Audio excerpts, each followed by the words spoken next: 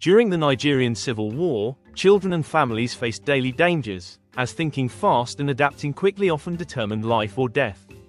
Routes shifted without warning, identities had to be protected, and even small decisions had enormous consequences. Dr. Richie Adewusi was one of those who survived, and he documents his experiences in Biafra, lest we forget. Please scan the QR code on the screen to get your copy. This video explores how that experience connects to today's Nigeria, focusing on legislative accountability, parochialism, and the growing gap between governance and the people. Watch to the end, share it, and kindly subscribe so you do not miss the next video. Dr. Richie Adewusi describes being confined in a military base near the Imo River, where his and his brother's movements were closely monitored and controlled by the Nigerian soldier that detained them for servitude. Even in that environment, careful observations, clever timing, and precision made survival possible. A routine errand for water became the opening they needed, and using quick thinking, they avoided suspicion, escaped the forced labor to which they were subjected, and returned to their familiar environment and welcoming relatives. Their survival relied on wit and foresight, not institutional support. That experience reflects a broader truth. When governance systems are distant from the people, accountability suffers, and ordinary citizens must rely on vigilance, intelligence, and courage to protect themselves. The amalgamation of Nigeria by the British in 1914 brought diverse regions together under one political and administrative framework, yet the public has never been fully empowered to reshape Nigeria's direction. Similarly, the 1999 Constitution remains the foundational legal instrument of governance in present-day Nigeria, but its creation favored some groups over others, leaving the nation with ongoing debates about representation, fairness, and religious influence. At the center of deliberations and lawmaking for governance is the legislature. Meant to represent the people, the legislative arm of government has increasingly become parochial, prioritizing regional or personal interests over accountability and responsibility to the electorate, the peoples of Nigeria. Instead of being a strong, independent arm of governance with oversight responsibilities on the other arms of governance, the legislature in Nigeria at the moment has become an extension of the executive arm of governance, aligning with the executive arm, often against the interest of Nigerians, weakening the principles of separation of powers and undermining oversight. Recent utterances and activities of both the Senate and the representatives reveal this worrisome state of affairs in plain sight.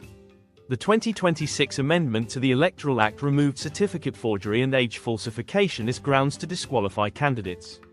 This is deeply troubling. It strips public office of credibility, allowing anyone to assume power through deception rather than merit.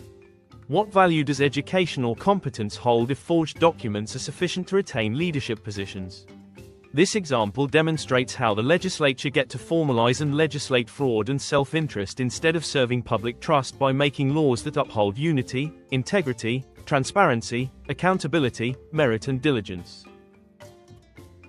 Decisions on constitutional amendments, structural reforms, and governance policies could be placed directly in citizens' hands through ballots or referenda during regular elections.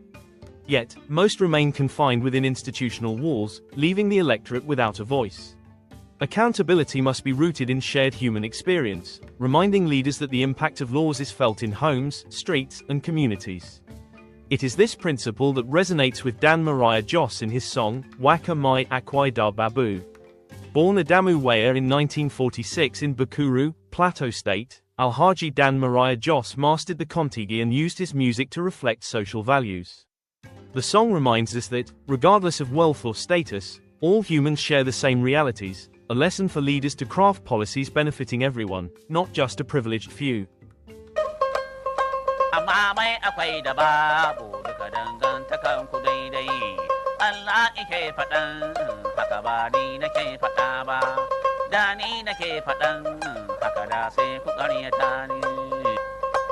Kai mai akwai ka gane, idan kai gida 30 cikin guda za ka je ka kwana, a ɗaki guda ka kan kwan, a kayan gado guda ɗai, a gefen gadon ka kan kwan, haka nan wanda bai da. The question is direct. Where is accountability in the legislature, and who ensures laws serve the people rather than narrow interests? The answer is to place issues like constitutional amendments, electoral integrity, and governance reforms directly in the hands of the Nigerian electorate, through ballots or referenda during regular elections. Until then, lessons from history remind us that survival, justice, and fairness require vigilance, courage, and active participation.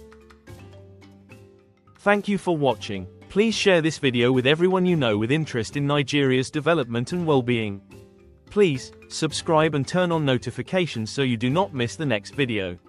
Our full live streams are available on @May Nigeria Never Happen to You. May Nigeria happen for all Nigerians, and for friends of Nigeria.